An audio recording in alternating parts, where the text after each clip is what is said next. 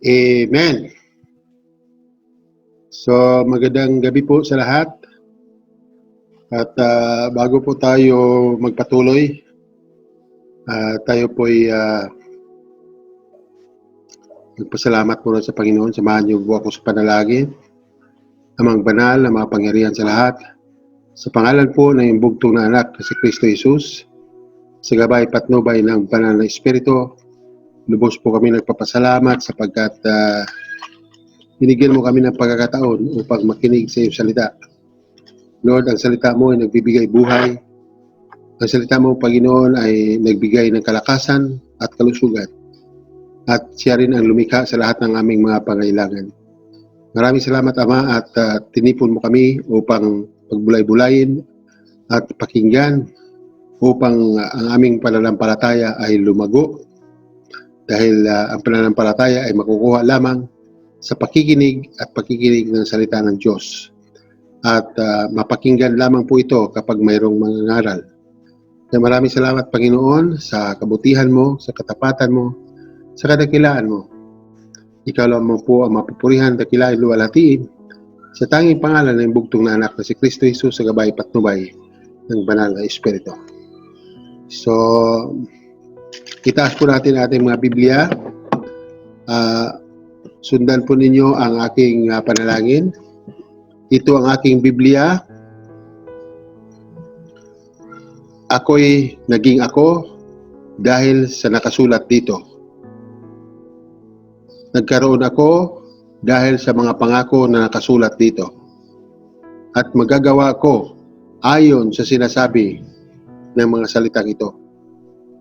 Ngayon, tatanggapin ko ang salita ng Diyos, ang walang hanggang salita ay at pagkatapos nito, ang buhay ko ay hindi na tulad ng dati. Hindi na, sapagkat ako ay babaguhin ng Panginoon ayon sa kanyang panukala.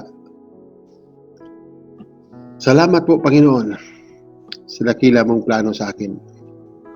Ikaw lamang po ang luwalhatiin at dakilain, pasalamatan at sambahin sa tanging pangalan ng bugtong na anak na si Kristo Jesus sa gabay patnubay ng banal na Espiritu.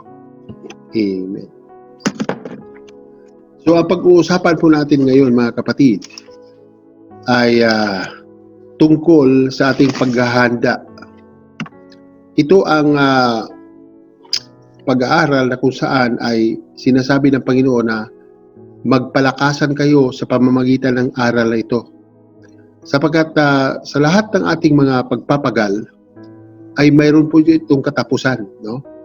Magkaroon ng the ending of the Christian era at tatapusin na ng Panginoon sa kanyang pagbabalik. At siya ibabalik. Anticipated na ito sa maraming Kristiyano.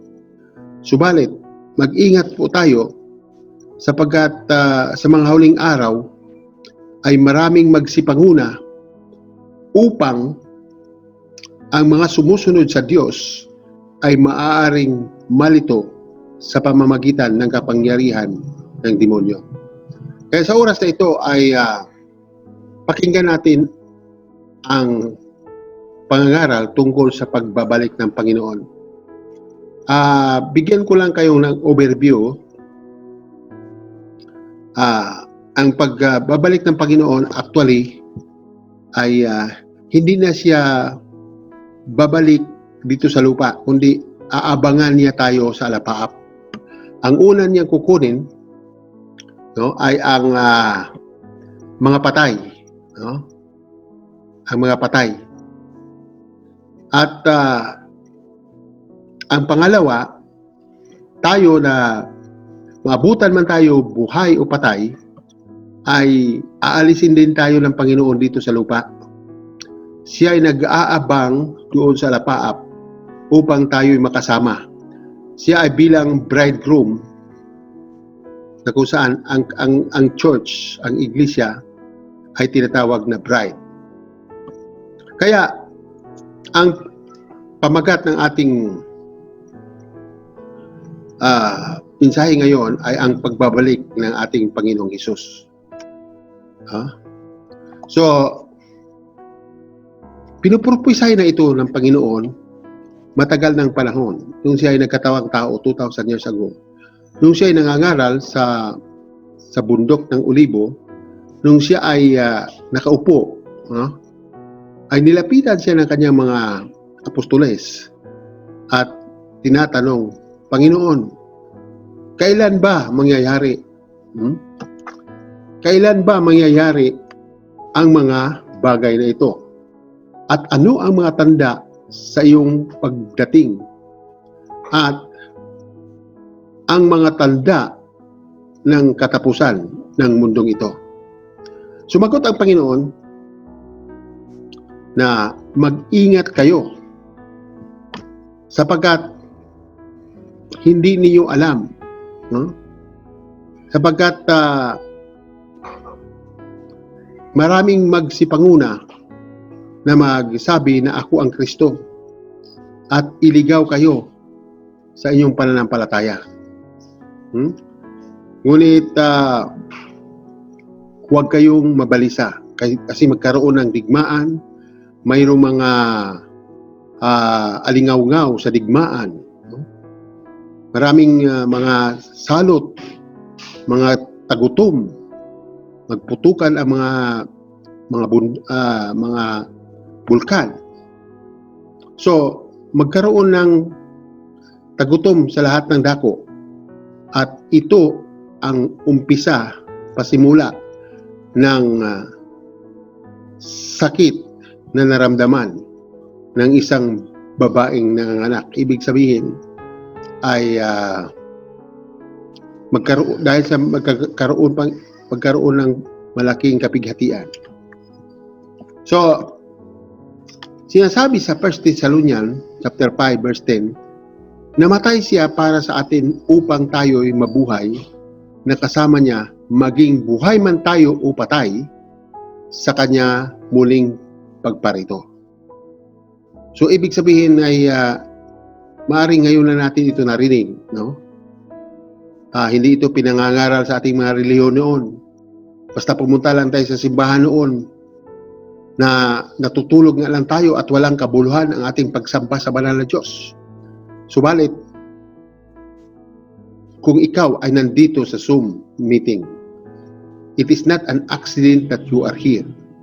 It is not by chance that you want ever, but it is an appointment with you with the Lord upang malaman mo ang mga bagay tungkol sa kanyang pagbabalik. Kaya nung maaraw mga kapatid ay abala tayo sa ibang bagay, abala tayo sa pagsamba sa mga Diyos-Diyosan. Kaya kung napapansin mo sa Acts 17 verse 23 na sa English, for I walk around and examine your object of worship. I even found an altar with an inscription to an unknown God. Therefore, what you worship as something unknown, I now proclaim to you. Ibig sabihin, noong araw mga kapatid ay maraming sumasamba na hindi natin alam ang ating sinasamba. Maaring sa altar ng ating mga puso ay nakasulat ang isang karatulang sinasabi, to the unknown God that I worship. Subalit ngayon mga kapatid, ay tinuturuan tayo ng Panginoon sa pagsamba sa tunay na Diyos. Kaya mga kapatid ay kung narinig ninyo ang mga previous kong mga pagsasalita, no? Na kailangan tayong maging mainit sa Panginoon, no? Huwag tayong maging maligamgam. Dahil sinasabi sa Apocalypse chapter 3 verse 15 and 16, nalalaman ko ang iyong mga gawa, na ikaw ay hindi malamig o mainit man. Ibig ko sanang ikaw ay malamig o mainit. Kaya sapagkat ikaw ay malahininga at hindi mainit o malamig man, ay isusuka kita sa aking bibig. So, ibig sabihin, isusuka ka ng Panginoon. Kaya, we will be on fire or nothing, no? So, maraming, sa mga huling araw, mga kapatid, maraming magsabi na, at maraming naniwala na makapasok sila sa karera ng Diyos, no? Pero sinasabi sa Matthew 7, verse 21 to 23, na hindi ang bawat nagsasabi sa akin, Panginoon, Panginoon, ay papasok sa kaharian ng langit, kundi ang gumaganap ng kalooban ng aking Ama na nasa langit. No? Marami ang nagsasabi sa akin sa araw na yon, Panginoon, Panginoon, hindi baga nagsipang hula kami sa iyong pangalan, at sa pangalan mo'y nagpapahayag kami ng salita mo at nagpapalayas ng demonyo, at sa pangalan mo'y nagsigawa kami ng maraming gawang makapangyarihan. At kung magsagayoy, ipahayag ko sa kanila, kailan may hindi ko kayo nakikilala. Magsilayo kayo sa akin, kayong manggagawa ng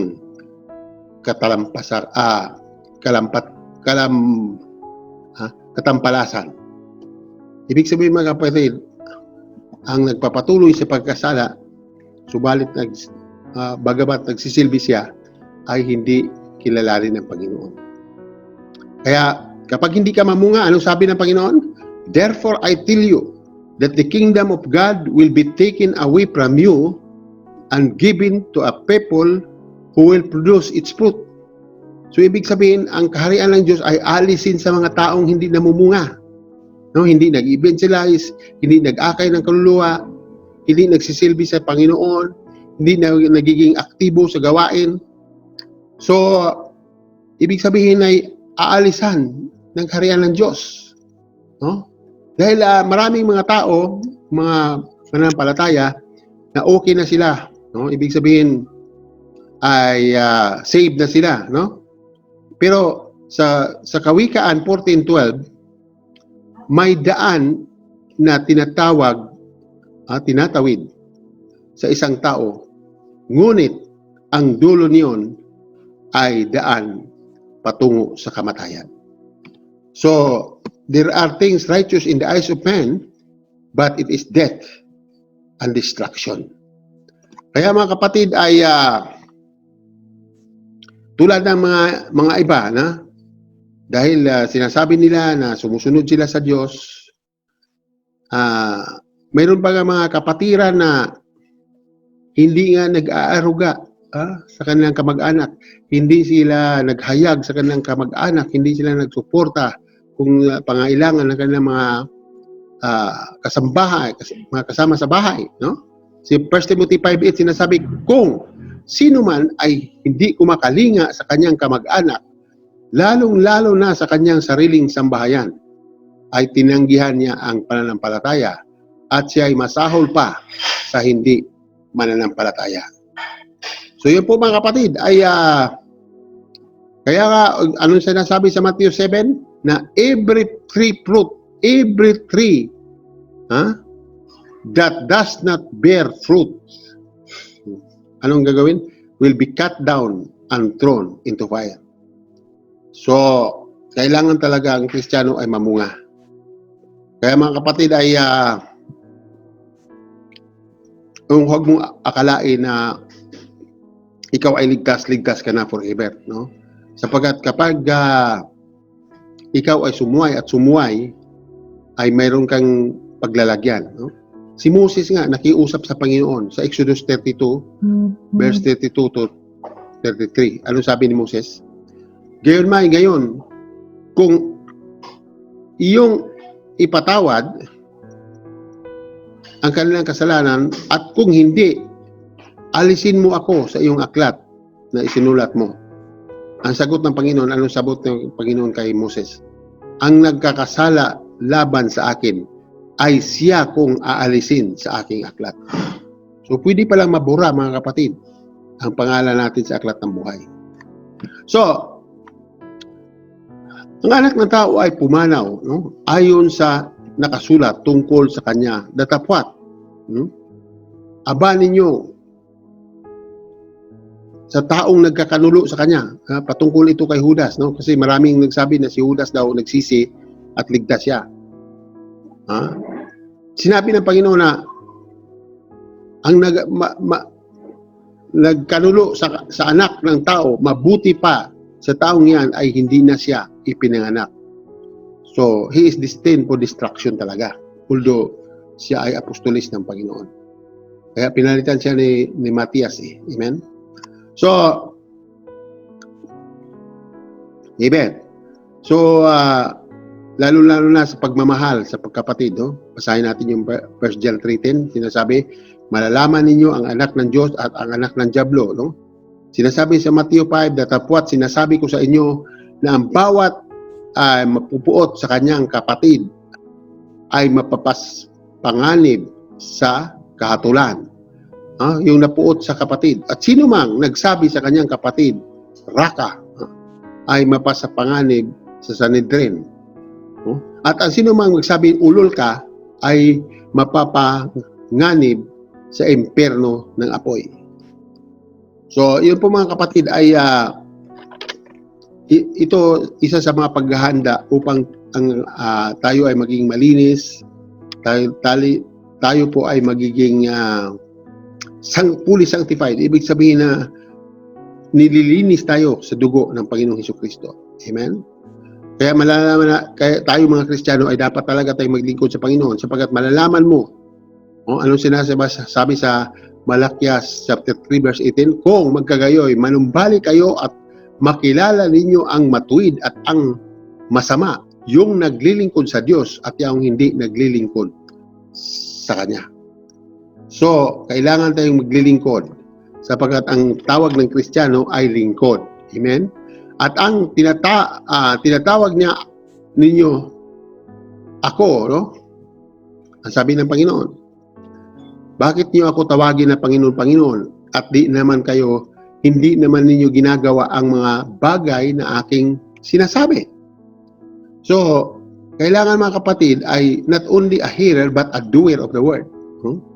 Kaya ito pa isa na, sinasabi na sapagkat kung ating sinasadya ang pagkakasala pagkatapos na ating matanggap ang pagkakilala sa katotohanan, ay wala ng haing natitira tungkol sa mga kasalanan, kundi isang kilabot na paghihintay sa paghuhukom at ang kabangisan ng apoy na lalamon sa mga kaaway ng Diyos.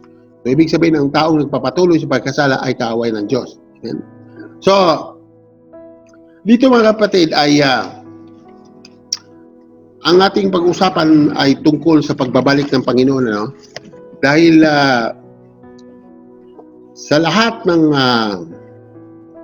ating pagpapagal ay ito yung tinatawag na submission. Ibig sabihin na maging resulta ito sa ating pagpapagal matagal ng panahon mula nung ikaw nakakilala sa Panginoon hanggang sa kasalukuyan. Amen? Kaya tandaan ninyo mga kapatid, sabi ng Panginoon na babalik ako tulad ng isang magnanakaw sa gabi. No? Ibig sabihin hindi natin alam, mayroon bang magnanakaw na padalhan ka ng message na buksan ninyong pinto dahil magnanakaw kami? Hindi, wala. Walang tulisan o walang magnanakaw na ganyan ang gagawin. Hindi na siya magnanakaw kung sasabihin niya na pupunta siya sa bahay niyo para magnakaw. Magtataka ka na lang, paggising mo, wala na yung refrigerator mo, wala na yung TV mo, wala na yung alahas mo, wala na yung misis mo, pati misis wala na yung mga pera mo, so magugulat ka na lang, at magtatanong ka, I am robbed, I am robbed with the spiritual blessings from God. Pupunta ka sa Zoom, wala na nagsusum. Sa simbahan, wala na mga elders, wala na nagsasayaw, wala na nag-preach. Ikaw na lahat, ikaw na mag-awit, ikaw mag-opening prayer, ikaw mag-closing prayer, ikaw na rin mag-praise and worship, ikaw mag-benediction, ikaw na lahat.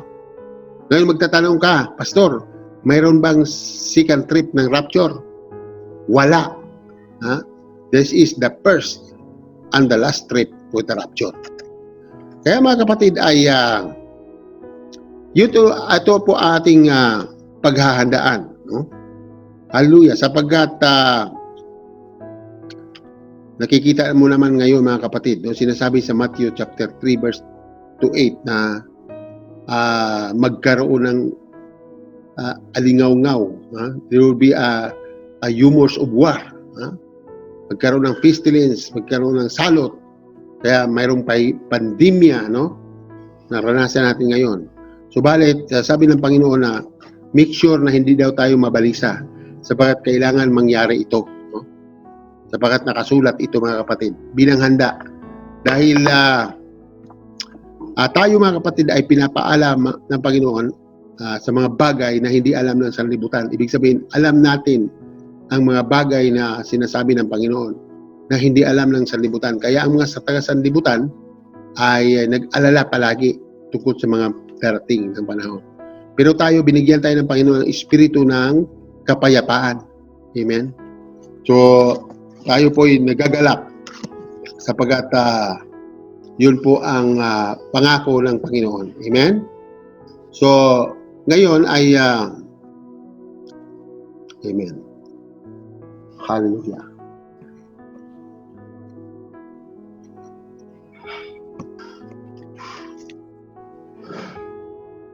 Amen. So mga kapatid ay nakikita natin na pumupurma na ang mga sinasabi sa Revelation.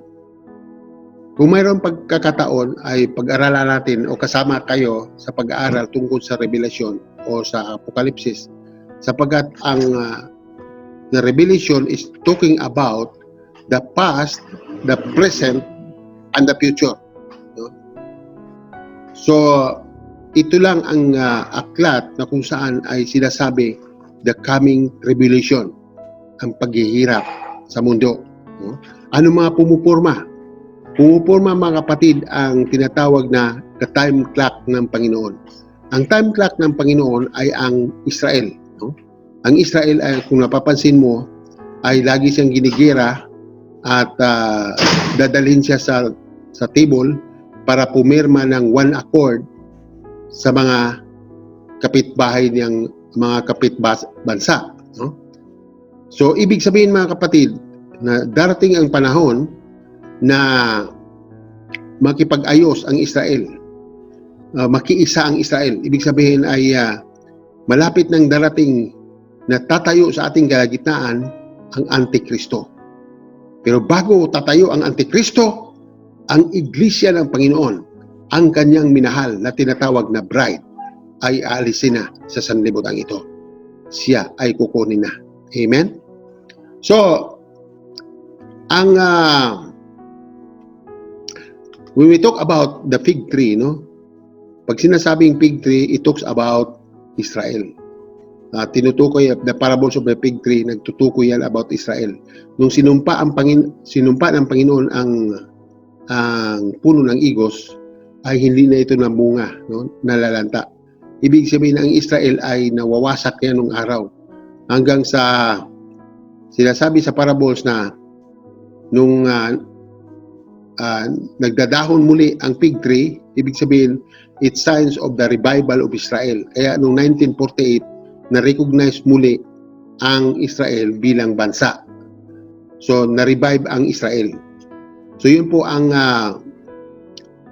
revival of Israel. No? Pangalawa, mga kapatid, ang mga tanda ay ang the revival of the Roman Empire. Ang Roman Empire, mga kapatid, sila yung pumatay sa Panginoon Jesucristo noong 2,000 years ago. No? Dahil ang kinikilala na yung hari ay ang Caesar. Kaya si Hitler ay gagawin na siya susunod na Caesar, ay pinapatay niya ang 2 million Jews, no? Diba? Ngayon, mga kapatid, yun ang tanda at makiisa sila sa European Union, no? Upang magkaroon ng one world government. At pagkatapos noon ay, kung napapansin ninyo, ay pinupustro na ang ID system, no? Pagsasanay yan sa mga tao, no? At nagtatak na, maglagay na sila ng mga microchips.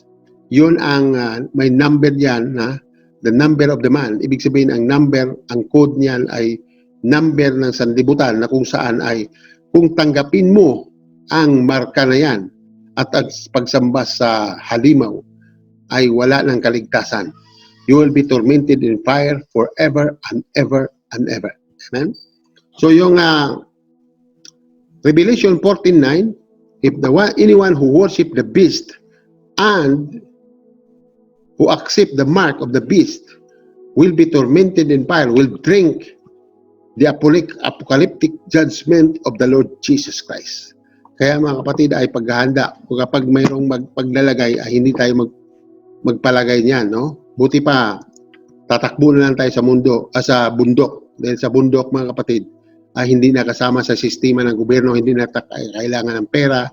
Dahil kung wala kang marka doon, you cannot buy and you cannot sell. Ibig sabihin mga kapatid ay totally controlled by the government para ma-minimize ang population ng mundo. Amen? Kaya tingnan mo yung bakuna na ini-introduce ni Bill Gates na yun pala ay to regulate, masu-shorten ang edad ng tao, ang buhay ng tao. Pag tumanda na, humina na yung immune system, ay madali na silang mamamatay. No? Kaya mag-ingat po tayo mga kapatid. So, yun po ang mensahe natin. At mayroon pa mga tanda mga kapatid. No? Amen. So, pagkatapos mga kapatid ay tatayo ang old snake, yung dragon, no? Alam mo naman natin ang bansa na mayroong simbolo ng dragon, no? Siyang tatayo. Kaya makiisa din yan mga kapatid. So, kung wala kang mark of the beast, kung wala kang marka, kasi kapag mayroon ka ng microchips o mayroon ka ng marka, you will be a part of the world, no? Kasi kung hindi ka wala kang marka, you cannot buy, you cannot sell. So ibig sabihin na you will be totally part of the world. At sabi ng Panginoon na hindi tayo makamundo, no? Kung sino mang nagmamahal sa mundo ay kaaway ng Diyos, no? Kaya sabi ng Panginoon, kawawa ang mga buntis at mga nagpasuso sa anak sapagkat sa panahon yon, sapagkat mapilitan silang magpatatak para sa kanilang mga anak. Kaya mga kapatid ay maghanda tayo, no? Bilang mga anak ng Diyos, no? Tandaan ninyo ito na malapit na ang darating. Kung napapansin mo, ang si Lord ay almost 3,000 na, di po ba? So, ang resurrection ng Panginoon ay 3 days. So, ibig sabihin na 3,000 years, kasi 1,000 years is equivalent to, 1 day of the Lord is equivalent to 1,000 years with us. Ibig sabihin, after 3 days and 3,000 years ng Panginoon, yun ang tanda na binigay sa atin sa ating paghahanda. Now, it's up to us sa ating paghahanda. No? Sapagkat sinasabi na ng Panginoon ang lahat ng bagay, dahil kapag mayroon ng one world government, magkaroon ng one cashless and moneyless society, at wala lang isa na lang ang reliyon, isa na lang ang currency, isa ang army, isang national anthem, no? At nag-iisa sa maraming bagay. Kaya mga kapatid ay ang tanong, handa na po ba tayo? Ha? Kung hindi pa tayo handa mga kapatid ay pumunta tayo sa mga gatherings like this, sa mga pagpupuri sa Diyos, ha? At tayo ay maging matulungin sa ministry, mag-akay tayo ng kaluluwa, ha? Para sa Panginoon. Amen? At tayo ay magmahal sa kapwa na walang pag-iimbot, no? Kung mahal mo ang Diyos, ay kailangan mahalin mo ang taong nakikita. Bago mo mahalin ang Diyos na hindi mo nakikita. Amen? So, yun po ay luwalhatiin natin ang Diyos sa ating paglilingkod sa Kanya. Amen? At dapat tayong makiisa lagi sa mga gawain ng Panginoon. Tulungan natin, magbigay tayo para sa Panginoon. Amen? At maging matulungin. Amen? Hallelujah. At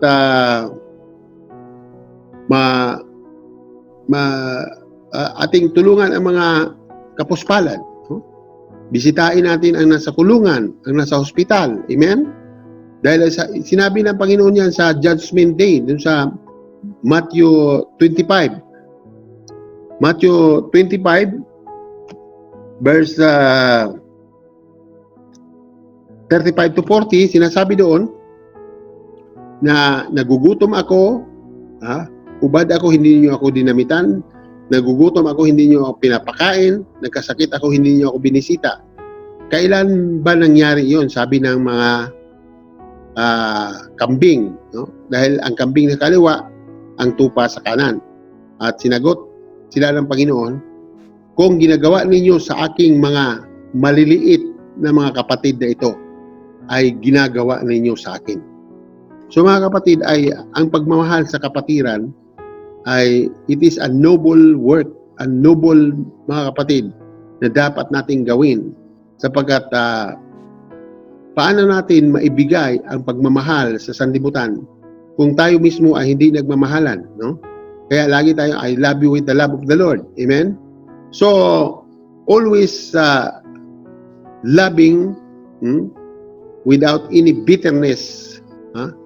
Dahil mga kapatid, simula nung tinanggap natin ang Panginoong Hesukristo, ay sa pamamagitan ng dugo ng Panginoong Hesus, ay mayroon na tayong tinatawag na Passover. Ang Passover, mga kapatid, ay ang mga kamatayan, kung anong klaseng kamatayan yan, kamatayang pisikal o kamatayang espiritual o kamatayan sa pinansyal o sa negosyo, ay hindi na aapekto sa atin. Ibig sabihin, mag-Passover siya. Hindi ka na maapektuhan sa anumang mga epidemya o anumang mga sakit at karamdaman o anumang mga salot sa sanlibutan, ay mayroon kang proteksyon ng dugo ng Panginoong Hesukristo na ang lahat ng uri ng kamatayan ay mag-Passover na sa iyo. Amen? So, yun po mga kapatid, ay ang kaligtasan ay very broad, no? Pati ng ating mga kamag-anakan, pati ang ating mga relatives ay ililigtas ng Panginoon. Amen? Dahil bahagi yan sa pangako ng Panginoon. Amen? Hallelujah! Maliligtas sila dahil sa ating pananampalataya. Mismo nga ang mga, halimbawa, o nakasakay ka, no? Ang buong mga pasahero dyan sa sinasakyan mo ay maliligtas dahil sa iyo. Yun din ang sinasabi ng anghel doon kay Apostol Pablo, doon sa sumakay sila ng barko na inampas na malaking alon. Sabi ng anghel na, dahil sa iyo ay maliligtas ang buong pasahero dito sa barko na ito. So, ibig sabihin, yun din ang mandate, mga kapatid, ng pangako ng Panginoon sa atin na kung tayo ay mananampalataya sa Panginoong Hesukristo, ay idadamay na niya, ililigtas niya buong ating sambahayan. So, purihin po ang Panginoon at ang kailangan na natin ay patience, mga kapatid, perseverance. No? Sabi, di ba, sa Matthew chapter 5, verse 7 to 12, na be patient, therefore, brethren, unto the coming of the Lord. Ibig sabihin na maging mapasensyoso ka. Ibig sabihin, maging mag-persevere ka. No? Tulad ng isang farmer na nagtatanim sa kanyang binhi, at habang naghihintay ng early and the latter rain. Ibig sabihin, ay hinihintay niya ang unang ulan at ang huling ulan para bago mag-harvest, maging hitik na hitik ang bunga. No? So, nakikita mo kung ang pagtitiis ni Job, no? Na in the end, napapansin natin at we have realized that the God is very compassionate and of tender mercy. But above all, sabi ng Panginoon, neither by heaven, do not swear. Huwag kang mangako lagi. No? Lagi kang mangako by heaven or by earth. Do not swear. Tama na sasabihin mo na yes kung yes, no kung no, upang hindi ka hahatulan. Yun po mga kapatid, ang amen. So, ang mga tanda mga kapatid, may dumarami ang mga homosexual. No? Yung mga homosexual, hindi naman sila nanganganak, subalit dumarami yan. Darating ang panahon sapagkat ang mundong ito ay parurusahan sa pamagitan ng apoy. Katulad ng Sodom at Gomora. So, napapansin mo naman yung Sodom at Gomora. Maraming mga homosexual doon, no? So, yun po ang pagkatapos mga kapatid ay ang pinakalas na tanda ay ang pagpapahayag ng salita ng Diyos sa lahat ng sulok ng daigdig. Kaya you must be a part of sharing the gospel sa lahat ng sulok ng daigdig. And the end will come, sabi ng Panginoon. And this gospel will be preached throughout the world as a witness throughout the nation, and that the end will come. Ibig sabihin, ang pinaka-last na sign bago babalik ang Panginoon ay ang paghahayag ng salita ng Diyos sa lahat ng sulok ng daigdig. Kaya mga kapatid, tamang-tama din ang ating motto na lahat ng mga membro ng Lorian ay dapat maglilingkod sa Panginoon. All believers must be a worker. Amen? So handa na po ba tayo maging worker? Maghanda ka mga kapatid sapagkat hindi natin alam. No? Hindi natin alam. Hallelujah.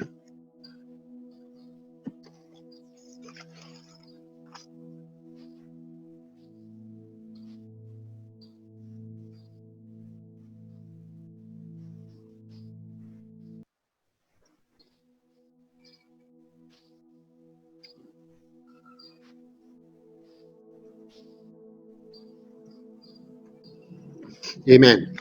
So, itong mga bagay na ito mga kapatid ay ito ang ini-expect sa lahat ng mga born again. Lalo-lalo na yung mga ipinanganak na sa Espiritu at sa tubig. Ayon sa nasabi sa John chapter 3 verses 3, 5, and 7 na maliban na ikaw ay panganak muli sa tubig at Espiritu ay hindi ka makapasok sa kaharian ng Diyos. Ibig sabihin, the tubig ay to repentance at sa Espiritu ay ang kapangyarihan ng Diyos na kung saan mamuhay ka ayon sa pananampalataya. No? Ano sabi sa Romans 8:1? Na you will not be judged. Those who are in Christ will not be judged anymore. Yun sa mga taong hindi namuhay ayon sa laman, kundi ayon sa Espiritu. Dahil ikaw ay isang bagong nilalang at hindi ka na karnal, hindi ka na makalaman, kundi ikaw ay spiritual man na binago na ng Panginoon. Ang tinatawag niyan ay glorified body. Ibig sabihin, hallelujah, you are already considered as glorified body. Ibig sabihin, ang glory ng Panginoon ay nandyan na sa ating katawan. So, purin po Panginoon, alam ko po na ang salita ng Panginoon ay makapangyarihan. No? At bilang conclusion, sinasabi dito sa 1 Timothy 4:8, sapagkat sa pagsasanay ng katawan ay may kaunting pakinabang. Ngunit ang kabanalan sa lahat ng mga bagay ay pinakikinabangan na may pangako sa buhay na ito at sa darating. Ibig sabihin, ang spiritual practice mga kapatid is better than physical practice. No? Kung nag-exercise ka lagi, maganda naman yan para sa good health.